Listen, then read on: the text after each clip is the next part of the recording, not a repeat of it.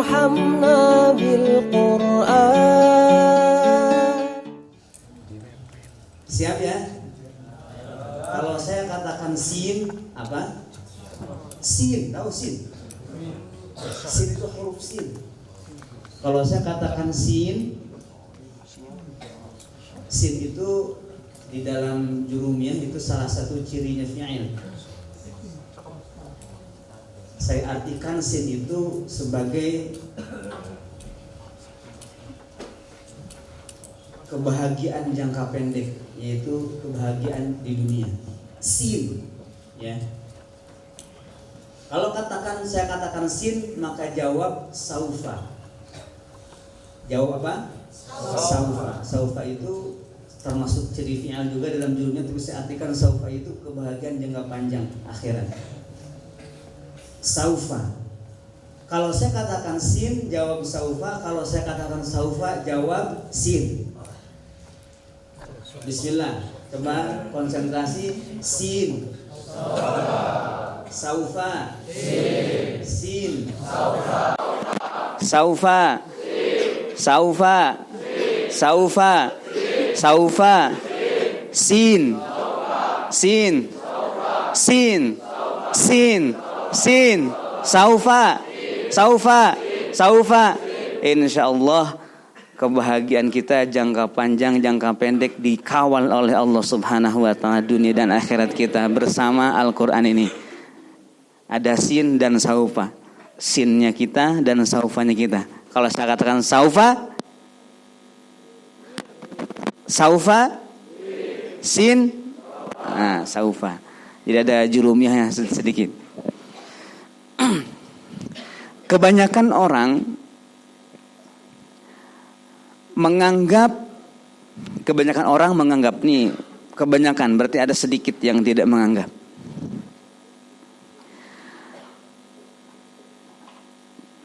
Menghafal Al-Quran itu sangat mudah. Kebanyakan orang menganggap menghafal Al-Quran itu sangat mudah, tetapi tidak dilakukan. Itu kebanyakannya.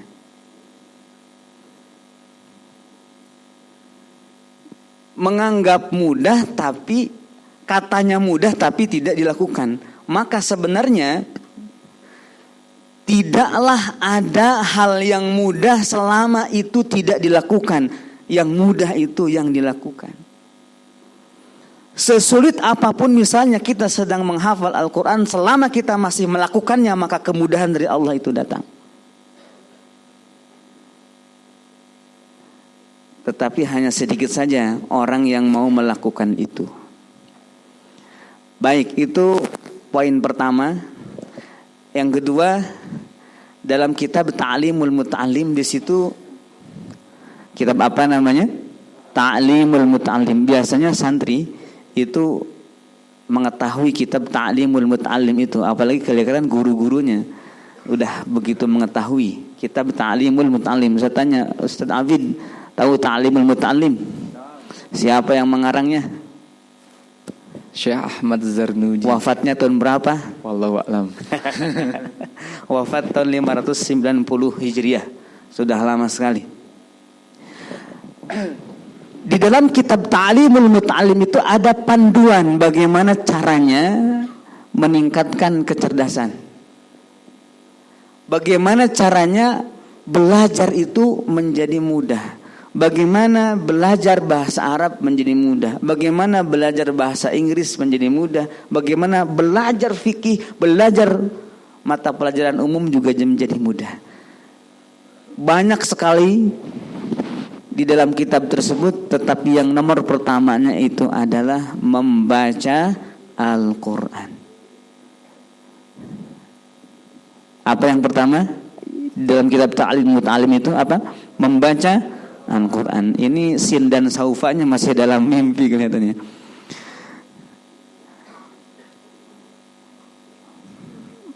Lagi ingin memahami satu ilmu, ternyata ada kesulitan di dalam memahami itu, maka bacalah Al-Quran. Ini dulu ada kisah seorang filosof muslim terkenal, mungkin kita tahu namanya Hasan bin Ali, atau dibalik Ali bin Hasan. Saya kurang nama aslinya, tetapi kita tahu nama populernya yaitu Ibnu Sina. Kalau sebutin nama aslinya juga kita apa sih namanya itu. Tapi kalau disebut Ibnu Sina itu udah terkenal namanya. Mungkin orang-orang berpikir bahwa Ibnu Sina mendapatkan ilmu yang begitu banyak dari hasil riset-riset ilmiahnya. Seperti orang-orang barat sekarang melakukan riset-risetnya, tetapi sebenarnya risetnya Ibnu Sina itu ketika dia bermurojaah Al-Quran dalam sholatnya. Di situ.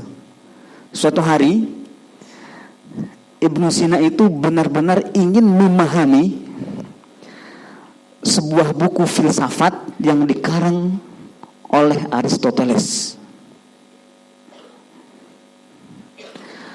Dia baca karangan buku yang isinya tentang filsafat, yang menonjol di situ filsafat metafisika, karangan filosof Yunani kuno yang bernama Aristoteles. Dia baca dan sampai ke 40 kali hatam tidak paham-paham. Kira-kira Ibnu Sina belet, kalian tahu belet kalau orang sini apa ya? Bahasa Indonesianya belet itu. Bahasa Indonesia belet, saya kadang-kadang bahasa Indonesia ini suka lupa kosakatanya. Saya orang Sunda. Apakah Ibnu Sina tidak pintar? Ada orang baca 40 kali buku nggak ngerti isinya. Apakah tidak pintar atau tidak cerdas? Bukan seperti itu. Tetapi karena Allah belum memberikan pemahaman itu kepada Ibnu Sina. Ibnu Sina dikenal sangat hebat dan dia hafal Quran usia berapa? 7 tahun. Hafal Al-Quran 30 juz. Masa orang yang hafal Quran di usia 30 juz dan ketika umur 15 tahun sudah menjadi profesor, itu gak bisa paham satu buku dan dibaca sampai 40 kali. Itu bukan karena tidak pintar, tetapi karena Allah belum memberikan pemahaman itu. Lalu apa yang dilakukan oleh sang Ibnu Sina ini? Dia melakukan murojaah Al-Quran. Murojaah Al-Qur'annya dilakukan dalam 2 rakaat sholat mutlak. Dan juga sholat ini memang diniatkan agar Allah berikan pemahaman. Kok bisa ada naskah, ada teks, ada buku yang memang ilmunya di situ juga banyak rumus-rumus? Kan bisa kadang-kadang kalau buku biasa novel gampang dibaca, tapi kalau isinya itu penuh dengan rumus-rumus, nah itu nggak bisa sendirian bacanya, bisa tersesat itu. Salat 2 rakaat tujuannya ingin berkomunikasi dengan Allah, membaca Al-Quran yang lama, sujud, berdoa, dan setelah selesai salat 2 rakaat dengan bacaan yang lama itu karena tujuan hendak membaca Al-Quran, Ibnu Sina masih juga ketika baca buku itu belum paham juga. Artinya Allah belum ngasih pemahaman.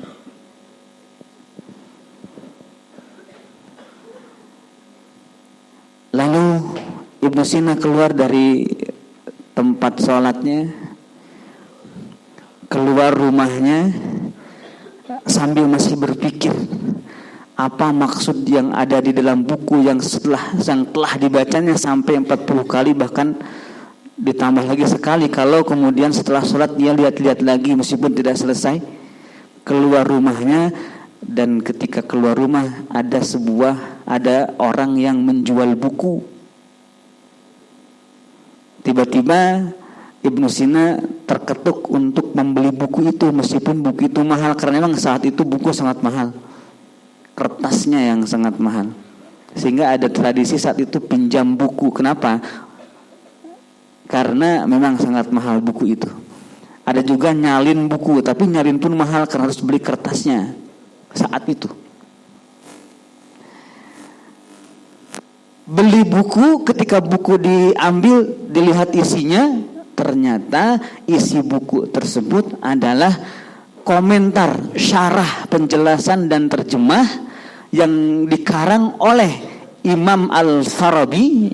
Ini filosof sebelumnya, Al-Farabi, tentang buku yang dikarang oleh Aristoteles. Dibuka, dan dalam sekali lihat saja, sekali baca, set kan bisa. Kalau orang pintar kan bacanya speed reading. Itu bisa faham semua isi buku Aristoteles berkat buku yang dihantarkan oleh pedagang buku, dibelinya, dan isinya penjelasan Al-Farabi tentang isi buku Aristoteles itu. Maka Ibnu Sina menyebut Aristoteles sebagai al-muallimul awal, guru pertama, dan kemudian Al-Farabi dia sebut sebagai al-muallimus tsani, guru kedua disebutnya di dalam filsafatnya Ibnu Sina itu. Yang hendak saya garis bawahi di sini, kapan Allah Subhanahu wa taala berikan pemahaman kepada Ibnu Sina? Setelah sholat, baca Quran yang lama dalam sholatnya, ternyata bukan dari buku itu, tiba-tiba keluar siapa yang mengirimkan orang pedagang buku datang ke rumahnya, dan siapa yang mendorong Ibnu Sina keluar rumahnya kemudian ketemu dengan tukang buku itu adalah Allah Subhanahu wa taala. Artinya di sini bahwa segala kesulitan dalam belajar maka bisa dikomunikasikan dengan cara membaca Al-Quran, niat meminta kepada Allah Subhanahu wa taala. Nah, sekarang aktivitas menghafal Quran. Aktivitas menghafal Quran. Saya tanya nih, biar bangun juga. Rasanya ketika kita sedang membaca Al-Quran atau sedang menghafal Quran, ya bukan membaca doang tapi kita menghafal Quran, itu rasanya tiba-tiba pintu-pintu ilmu terbuka atau tertutup? Nah, apa nih? Ya terbuka.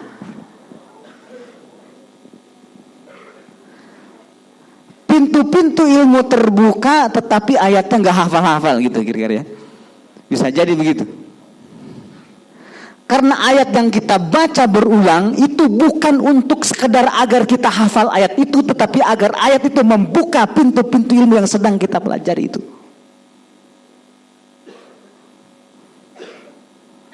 Mungkin seorang penghafal Quran mengatakan, berat amat menghafal. Jangan lihat berat menghafal, tapi lihat efek ilmu yang dibuka oleh ayat yang kita hafal, meskipun hari ini misalkan belum hafal dan belum mungkin. Makanya di pesantren yang hebat kayak begini, kalau nggak ada tahfiznya itu pintu-pintu ilmunya masih sempit. Makanya ada program tahfiz. Ada tahfiznya nggak di sini? Kalau nggak ada, saya perintahkan harus ada.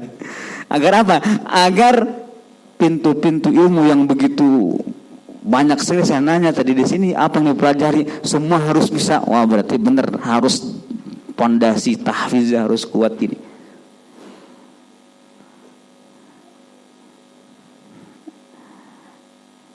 Saya katakan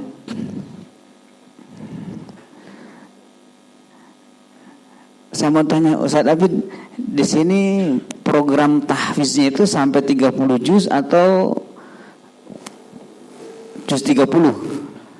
Dari juz 30 dibalik jadi 30 juz. Amin. Amin. Sekali lagi, amin. Nah, ini yang tidur-tidur yang depan sudah mulai ngantuk dia. Nah, ya.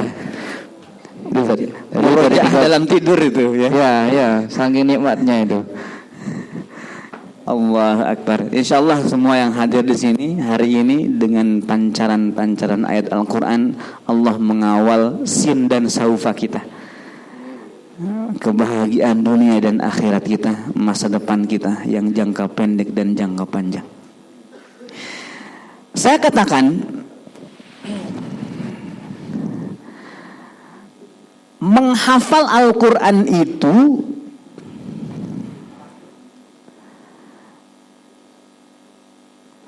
jika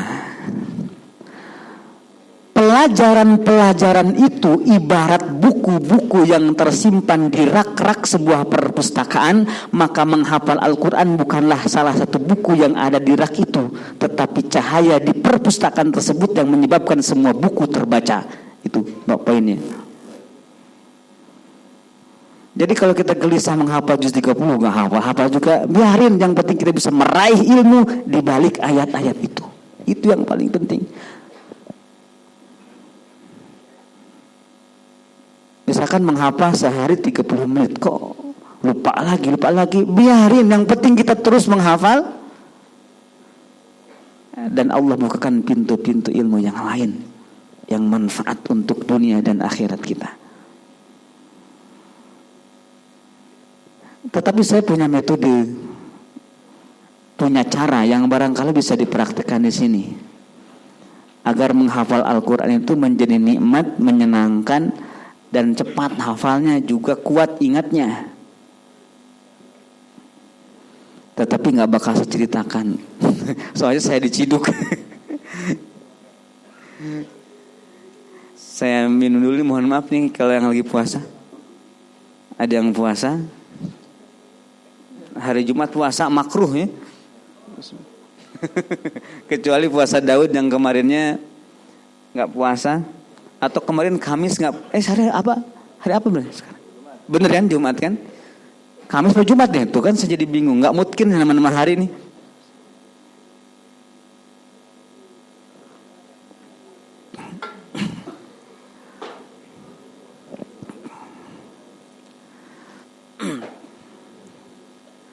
Begini,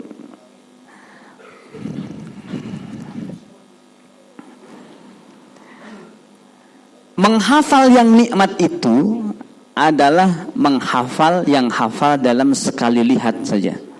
Itu nikmat. Kalau nggak sekali lihat itu nggak nikmat.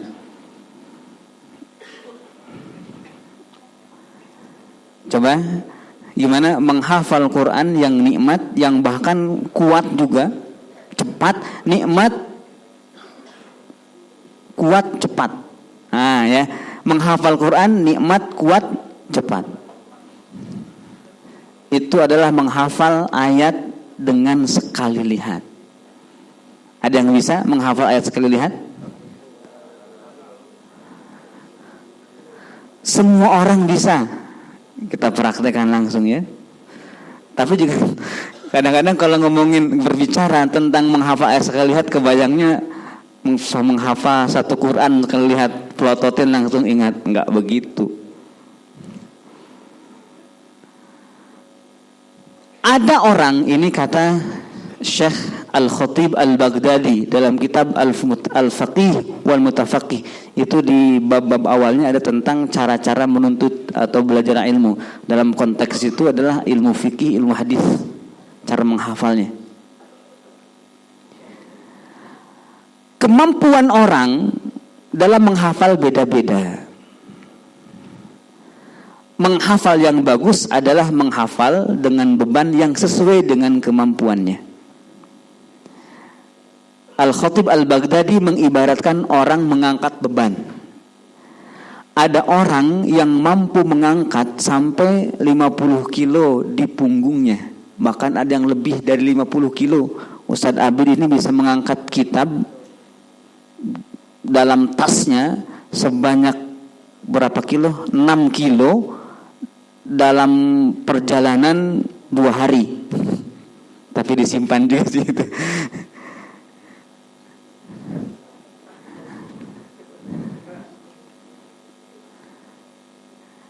Ada orang yang sangat lemah, jangankan 50 kilo, 1 kilo aja udah kelelahan.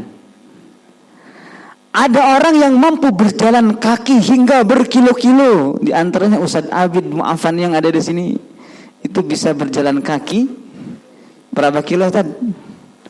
Terakhir jalan kaki ya, sampai berkilo-kilo. Ada orang yang dalam tanda kutip ke warung aja di kantin sini karena ini terlalu luas, aduh capek, naik tangga dari lantai 1 ke lantai berapa ini? Lantai 4, udah lulus. Ada yang begitu. Bahkan itu nggak bawa semen. Coba kalau bawa semen lantai 4 atau bawa galon besar itu, ada isinya lumayan itu. Jadi beda-beda. Nah, di dalam menghafal pun juga ada orang yang mampu menghafal sekali lihat itu sampai beberapa lembar. Kayak fotokopi aja. Seret, hafal. Itu di antara orang yang punya keistimewaan seperti itu. Kalau zaman dulu, zaman Abbasiyah ketika keemasan Islam itu ada yang namanya seorang ilmuwan namanya Al-Mutanabbi. Di Al-Mutanabbi ceritanya mau beli buku, pas mau beli buku dia mahal bukunya, nggak bisa kebeli gitu saat itu. Akhirnya kata Al-Mutanabbi, ini saya mau pinjem buat baca doang, nggak beli, gitu kan? Nggak beli, ya, nggak beli. Akhirnya dia baca 1, 2, 3, selesai baca dibalikin lagi. Jadi nggak beli, nggak jadi. Kenapa? Udah hafal. Nah, itu namanya hebat begitu, ya. Pinjam buku ke orang yang nggak dijual, dibuka saat itu menghafal sekali lihat begitu. Ya kuat, ya udah hafal. Penjual buku bingung, bener udah hafal, bener. Mau saya uji, boleh. Tetapi syaratnya kalau saya bisa menjawab ini buku gratis buat saya. Bayangkan ya, dites sama penjual buku halaman 1, terus semuanya benar, akhirnya buku itu gratis. Itu ada orang yang seperti itu. Dan di masa keemasan Islam itu memang banyak juga yang seperti itu. Tetapi yang ada kisahnya, ada riwayat seperti itu namanya Al-Mutanabbi. Ini luar biasa. Ada orang seperti itu. Tetapi juga ada orang yang kebalikannya. Jangankan menghafal berlembar-lembar, 1 halaman saja itu sudah kaki jadi kepala, kepala jadi kaki juga nggak kelar-kelar dalam waktu yang lama. Ada yang seperti itu. Maka menghafal ayat sekali lihat itu adalah menghafal di mana ayat yang dihafal itu disesuaikan dengan kemampuan melihat kita agar hafal sekali lihat. Makanya kalau tidak mampu menghafal sekali 1 halaman sekaligus, maka potong setengah halaman. Bisa nggak sekali lihat? Kalau nggak mampu sekali lihat 1,5 halaman, potong lagi menjadi 1 baris misalkan. Bisa nggak menghafal ayat sekali baris dalam sekali lihat? Nggak bisa. Kalau nggak bisa, setengah baris. Kalau nggak bisa, 1 kata, nggak apa-apa. Yang penting bisa hafal dalam sekali lihat. Insya Allah yang hafal dalam sekali lihat, maka itu ingatnya selama-lamanya. Itu namanya ibarat jatuh cinta kepada sesuatu dalam pandangan pertama. Ya, jangan ngomongin lain, cinta Quran dalam pandangan pertama. Itu Ustaz, ya, itu diantara yang saya lakukan dulu ketika menghafal Al-Quran, menghafal ayat sekali lihat. Fokus. Ini nih, ada caranya, 4M. Melihat, mengingat, membaca, mengulang. Itu metodenya. Oke. Melihat, M pertama, melihat, M kedua, mengingat, M ketiga, membaca, M keempat, mengulang. Biasanya orang menghafal itu melihat, membaca, mengulang-ulang, mengingat. Ingat di belakangan. Kalau saya enggak, melihat, mengingat, membaca, mengulang. Karena ketika melihat itu otomatis mengingat. Yang penting input yang kita lihat itu cocok dan pas untuk ingat dalam sekali lihat, maka baru setelah ingat dibaca tanda melihat mushafnya, baru setelah itu diulang. Itu tahapan-tahapannya. Langkah pertama, kita harus yakin benar dan harus bisa fokus kepada titik yang kita akan hafal itu di situ. Jangan banyak-banyak. Kebanyakan orang menghafal tuh nggak santai itu. Misalkan gini, satu ayat dibaca sampai lelah lidahnya, tapi nggak ingat-ingat. Kalau saya dulu mengingat lidahnya nanti belakangan. Kalau sudah ingat baru dibaca dengan lidah tanpa melihat mushaf. Barangkali hal itu bisa ditunjang oleh at-tarkiz, konsentrasi. Dan konsentrasi itu bisa dihadirkan kalau kita memang benar-benar mencintai kalam Allah itu. Kalau sudah cinta kepada ayat, maka tidak susah untuk konsentrasi karena yang sedang dihafalnya adalah yang akan menyelamatkannya di dunia dan di akhirat. Baik Ustaz, Saya kira ini sebenarnya ada itu baru satu menghafal ayat sekali lihat, baru satu ya. Ada lagi 4 lagi. Kapan-kapan nanti Ustadz Abid Mu'afan bisa mengurainya ya. Saya turunkan dulu nih ilmunya. Itu yang saya lakukan sehingga bisa menghafal dalam sejam itu sampai 1 juz itu. 1 jam 1 juz. Biasa aja, nggak ada beban sekali, biasa aja kayak air mengalir gitu, nggak capek ya.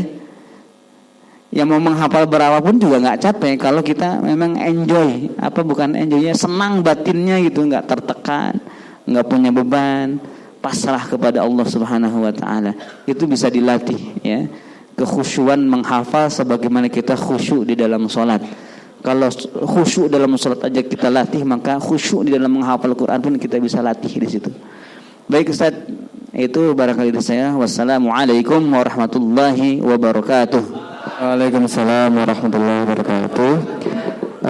Sebelum kita buka sesi nanya jawab, saya ingin mengurai tentang rahasia kenapa kok Ustaz Deden ini begitu luar biasa di menghafal Quran. Hanya bahkan yang saya dengar kalau 30 juz dihafal 18 hari. Jadi katakan benar. Cuma mutskinnya 52 hari. Jadi mutskin itu berani dibaca di depan umum. Yang pernah kami dapatkan. Karena sebelumnya entah benar atau enggak, walau alam ya, ini perlu saya cross check juga ini. Beliau ini sebelum menghafal Quran itu sempat berpuasa sampai 10 tahun tanpa henti. Puasa dahar. Terus kayak tadi aja waktu tahajud, waduh, saya dapat hampir 3 sholatan, beliau dapat 3 sholat 1 rakaat aja belum selesai. Jadi begitu menikmati ya, menikmati Al-Quran itu lewat sholat. Dan dalam perjalanan kami kemarin dari berbagai kota yang kami sebutkan tadi itu, jadi kalau kita naik bis pariwisata itu kan biasanya kan ada musiknya atau lihat film. Kalau di tempat kita itu yang musiknya itu diganti Al-Quran. Jadi hampir nggak ada musik, nggak ada itu. Yang dibacakan Al-Quran. Jadi bukan khataman, tapi dihatamkan, dibaca semua sampai 30 juz. Nah, itu mungkin salah satu dari sekian rahasia di balik sosok Deden Makhriuddin. Kalau ingin lebih lengkapnya, cari bukunya. Sementara bukunya bisa beli di Shopee, di jual beli online ya, Bukalapak dan lain-lain, silakan dicari sendiri nanti. Judulnya Nikmatnya Rahasia Nikmatnya Menghafal Al-Quran. Oke, karena ada waktu selama 10 menit, kami beri waktu untuk tanya jawab. Silakan sebut nama dan asalnya. Silakan. Ya, berdiri. Yang keras ya. Apa saya perlu mic?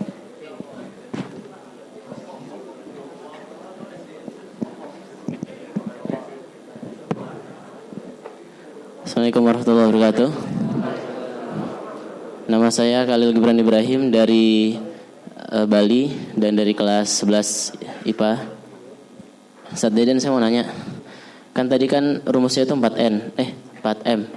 Ya, M. Melihat, mengingat, membaca dan mengulangi. Nah, itu bisa enggak ditambah satu lagi, itu merenungi. Jadi apakah bisa menghafal Quran dengan merenungi? Kalau misalkan bisa, bagaimana caranya itu? Dengan cara merenungi itu. Ya, syukran Ustaz. Assalamualaikum warahmatullahi wabarakatuh. Langsung jawab atau ditampung dulu? Oke, kita lanjut aja ya biar cepat.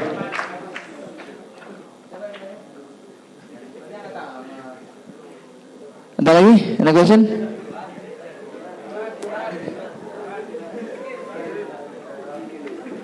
Bismillahirrahmanirrahim. Assalamualaikum warahmatullahi wabarakatuh. Ustaz, saya mau nanya, gimana cara, nama saya Marja Rafa Muhammad, asal dari Balikpapan. Saya mau nanya, gimana cara murojaah yang enak, yang maksudnya enggak langsung banyak tapi bisa mungkin. Tapi kan kalau sudah banyak enggak mungkin, ya rasanya kayak percuma gitu loh. Maksudnya dikit tapi mungkin gitu. Itu caranya gimana yang enak? Syukran. Satu lagi. Berdiri.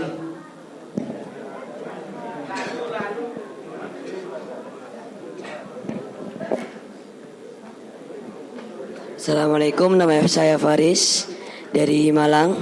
Ustadz, cara menghafal ayat-ayat yang mirip-mirip itu gimana Ustadz? Soalnya sering ketuker-tuker.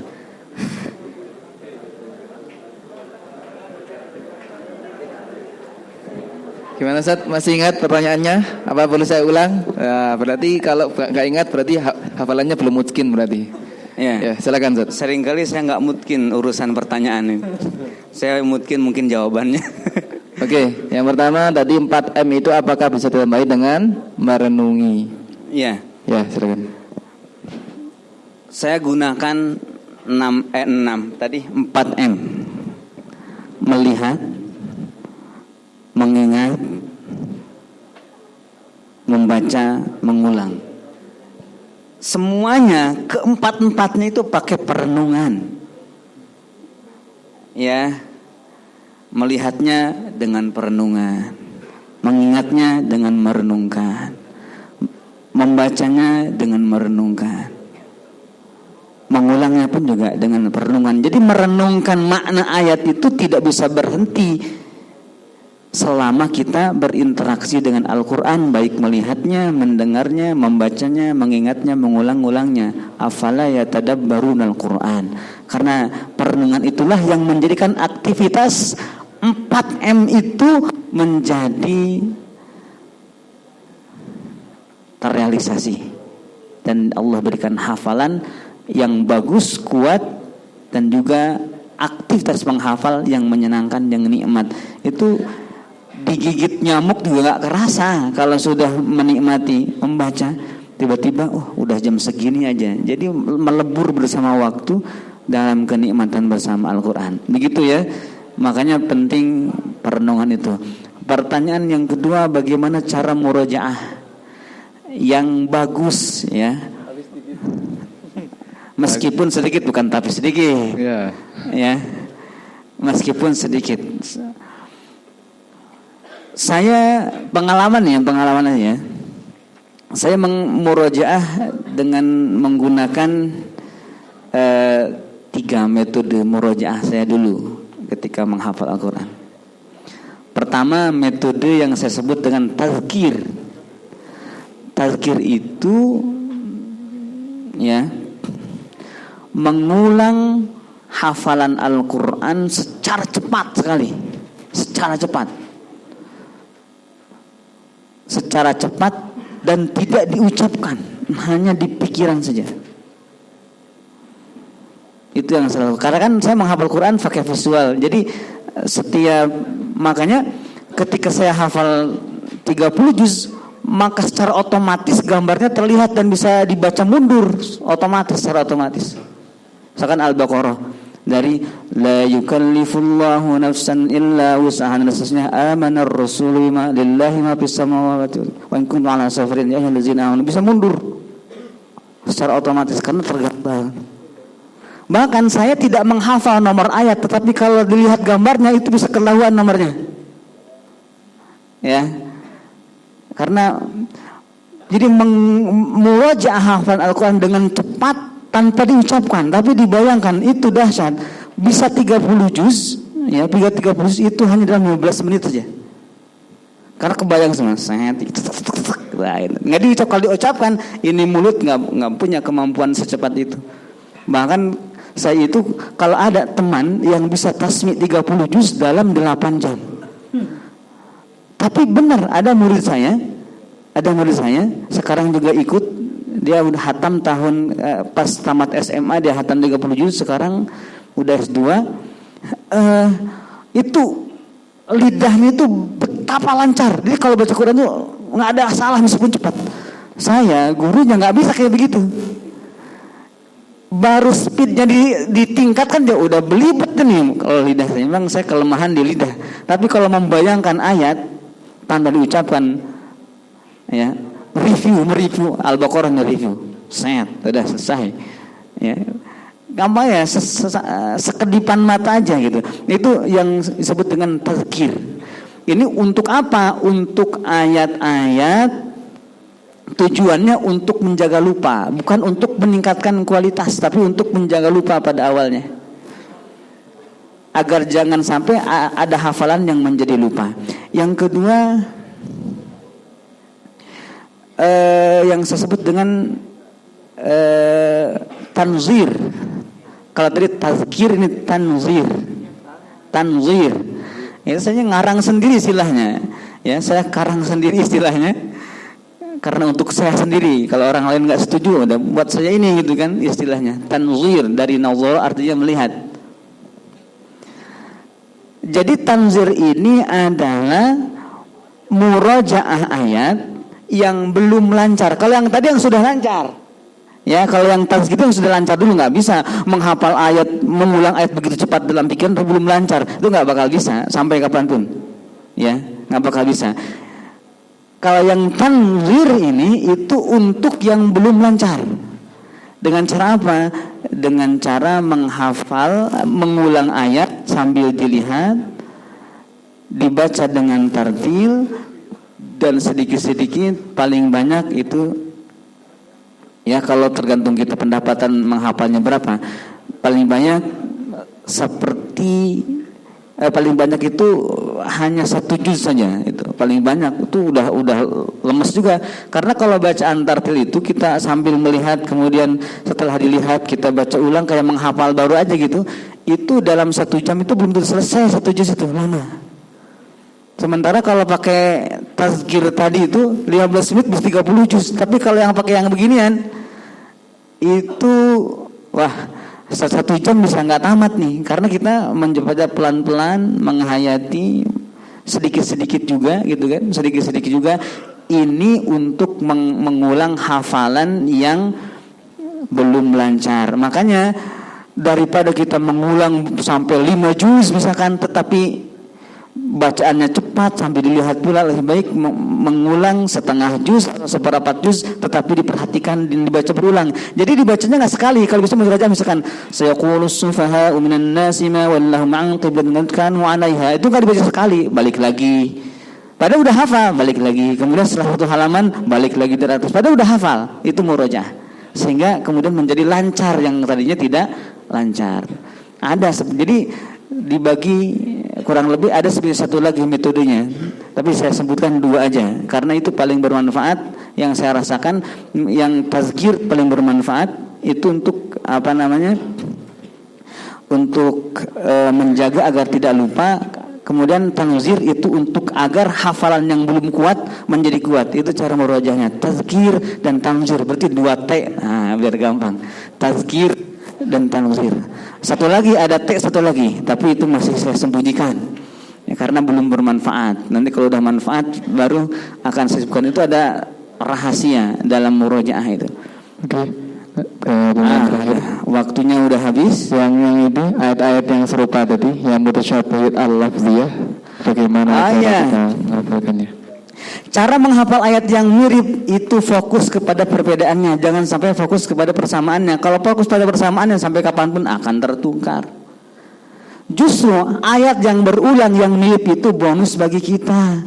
Artinya ketika kita berjumpa dengan ayat itu, kita nggak harus menghafal, cukup dihafal yang bedanya saja. Misalkan di dalam surah Fussilat aja, innalladzina amanu wa 'amilus salihati lahum ajrun ghairu mamnun. Hafalkan apa? Inna. Satu kata dihafalin. Ya. Kemudian surah At-Tin, illalladzina amanu wa 'amilus salihati falahum ajrun ghairu mamnun. Illa yang dihafal dan fa-nya falahum. 2 kata aja yang dihafal tuh di situ. Kemudian surah apalagi? Surah Al-Insyiqaq ayat 25 itu, illalladzina amanu wa 'amilus salihati lahum ajrun ghairu mamnun. Maka yang dihafal itu illa dan enggak ada fa-nya. Jadi gitu aja, yang fokus bukan ke yang samanya, kepada yang bedanya. Ya. Kalau kita melihat orang yang kembar, di sini ada yang kembar enggak? Kalau kita melihat orang kembar, fokus kepada persamaannya sampai bertahun-tahun nggak bakal kita kenali. Coba cari bedanya apa? Tai lalatnya misalkan di kaki gitu. Ya. Pasti dalam sekali pandang aja, ini siapa nih? Oh ya, lihat cirinya. Oh ini kakaknya, oh ini adiknya. Jadi fokus kepada perbedaan. Dan itu jadi mudah ya. Fokus pada perbedaannya, yang samanya itu idem aja, nggak usah dihafal lagi. Hafal yang beda-bedanya saja sehingga kita tidak tertukar. Baik, mudah-mudahan jawaban saya ini ada manfaatnya. Wallahu a'lam bishawab. Subhanakallahumma bihamdika asyhadu an la ilaha illa anta astaghfiruka wa atubu ilaik. Walhamdulillahirabbil alamin. Assalamualaikum warahmatullahi wabarakatuh. Terima kasih atas waktu yang diberikan oleh Ustaz Titin Muhyiddin. Begitu banyak ilmu yang dapat kita dapatkan pada pagi hari ini. Jadi mungkin saya ringkas sekejap. Yang pertama, poin-poin pada pagi hari ini, menghafal Al-Quran itu mudah, namun tak banyak yang mau melakukannya. Salah satu cara untuk memperkuat hafalan Al-Quran adalah dengan memurajaahnya dalam sholat. Bacalah Al-Quran dan hafalkanlah, maka dengan itu pintu-pintu ilmu Allah akan terbuka lebar.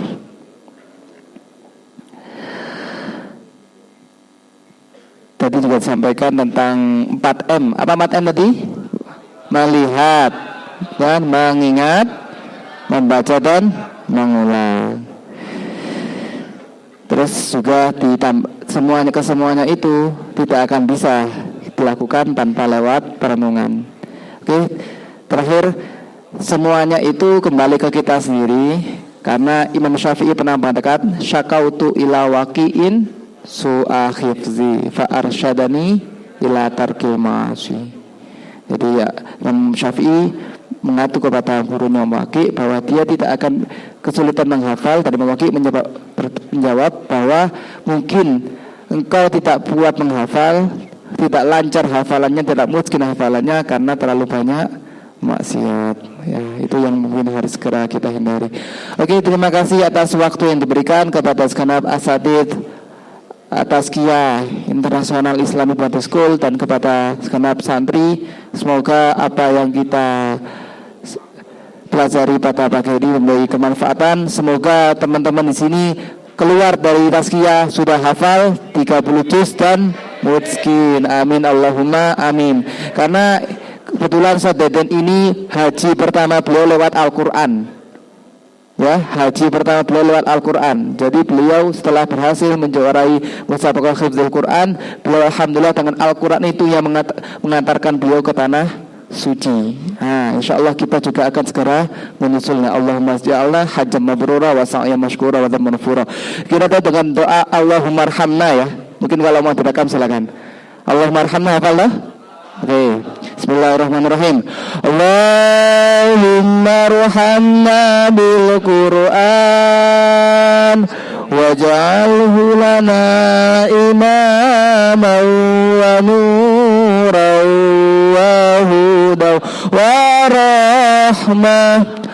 Allahumma dzakkirna min ma nasina wa 'allimna minhu ma jahilna warzuq tilawatahu ana allai. Diulang kalau foto kalau apa? Diulang aja dah. Tak ulang lagi nanti video. Ulana hujjatai ya rabbal alamin. Mohon maaf diulang ya. Ini biar di video karena beliau ini followernya sudah puluhan ribu. Nah, ya, jadi diulang biar di video oleh beliau, nanti biar dimasukkan ke ini. Karena kita juga akan bersiap mengadakan malam wajah. Oke, semangat ya. 1, 2, 3. Allah.